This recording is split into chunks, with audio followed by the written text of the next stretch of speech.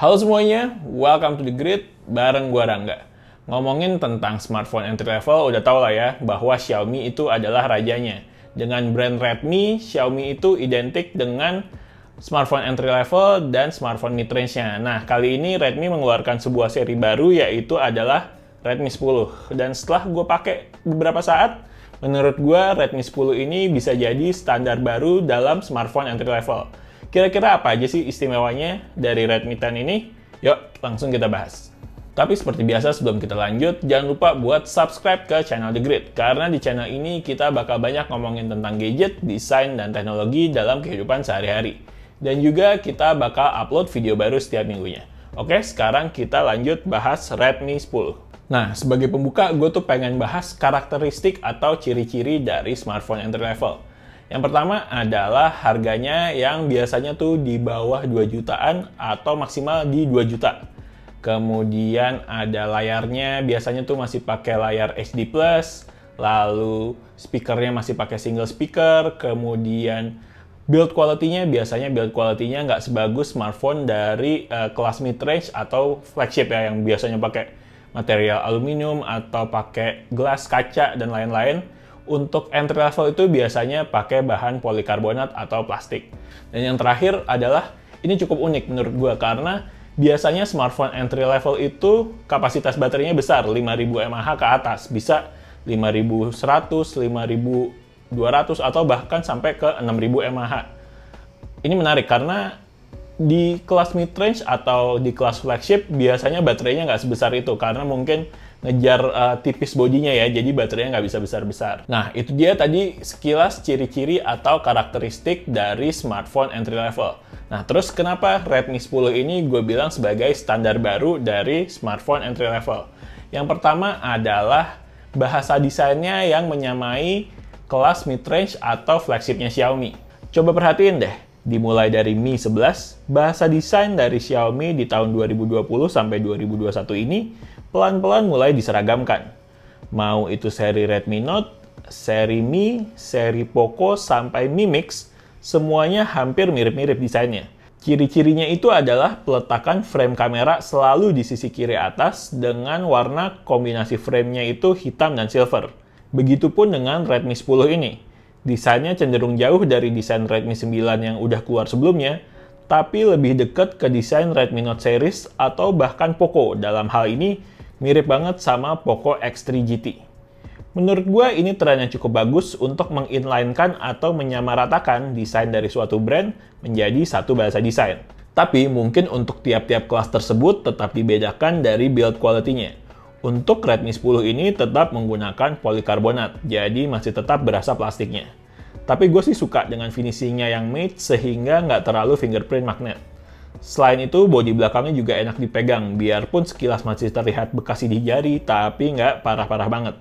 Kemudian adalah layarnya yang menggunakan resolusi Full HD Plus dengan refresh rate 90Hz. Tadi udah gue sebutin karakteristik atau ciri-ciri dari smartphone entry level yang biasanya menggunakan layar itu masih beresolusi HD Plus dan refresh rate-nya tuh masih 60Hz, jadi nggak tinggi-tinggi banget. Nah, ini mulai diubah di Redmi 10 ini, karena Redmi 10 menggunakan layar 6,5 inch dengan panel IPS, tapi resolusinya itu pakai Full HD Plus dan refresh rate-nya menggunakan 90Hz. Menurut gue, ini cukup spesial buat smartphone entry level. Tetap dengan panel IPS, tapi dengan resolusi yang lebih tinggi serta refresh rate 90Hz.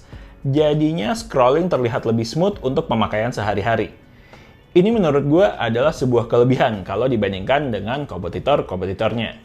Lalu kita bahas dual speakernya. Menurut gue ini adalah salah satu nilai plus dari Redmi 10 ini.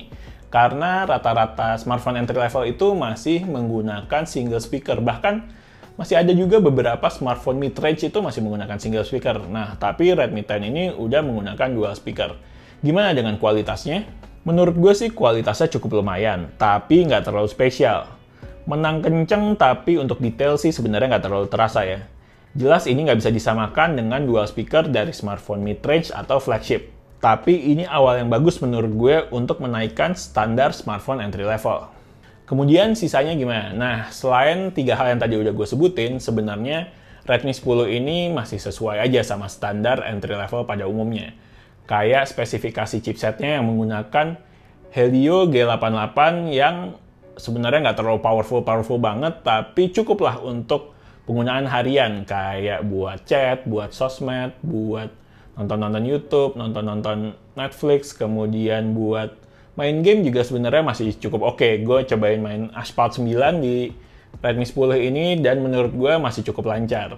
Kemudian baterainya ini juga cukup oke karena make baterai dengan kapasitas 5000 mAh. Bisa tahan sekitar 1,5 sampai 2 harian.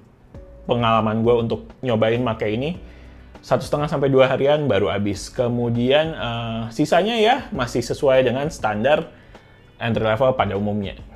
Baterai dari Redmi 10 ini menggunakan baterai dengan kapasitas 5000 mAh.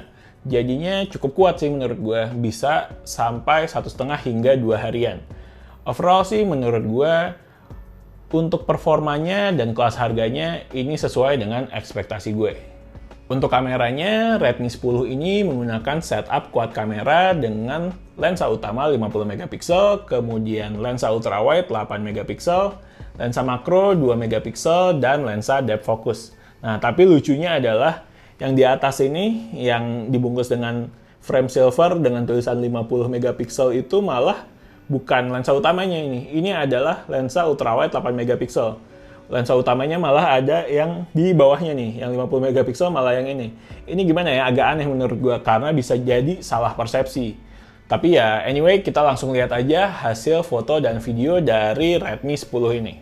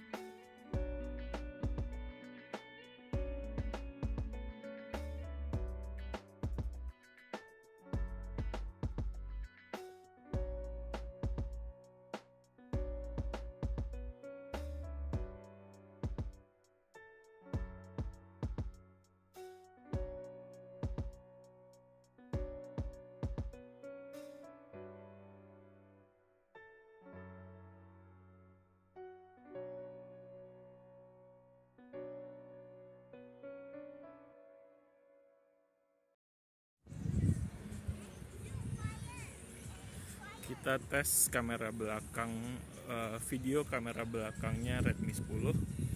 Ini pakai settingan 1080p 30 fps.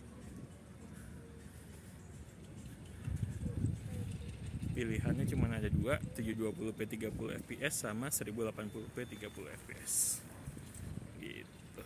Ini kita lagi di peak 2. Jalan-jalan. Oke, sekian dulu. Bye. Sekarang kita tes video kamera depannya Redmi 10. Pilihannya juga ada dua, 720p 30 fps sama 1080p 30 fps. Ini pakai settingan 1080p 30 fps. Belakang laut masih di peak 2. Banyak yang nyawa sepeda di sini, muter-muter seru loh. Ini tempatnya kalau buat nongkrong-nongkrong sore. Oke. Bye. Overall dengan harga 2.099.000 menurut gue Redmi 10 ini cukup menarik sebagai sebuah smartphone entry level. Kenapa? Karena dia ngebawa standar-standar baru seperti layar Full HD+, kemudian refresh rate 90Hz, lalu dual speaker, dan gaya bahasa desainnya itu yang menyamai gaya bahasa desain dari smartphone mid-range dan flagshipnya Xiaomi.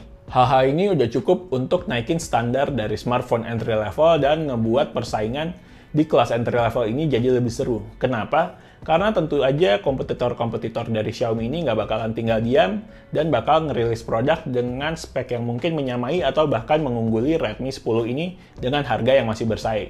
Pada ujungnya tentu saja konsumen yang bakal diuntungkan. Oke, sekian video dari The Grid. Like videonya kalau emang suka, kemudian subscribe channel The Grid, dan follow Instagram kita juga di thegridco.id. The Grid sign out. Bye!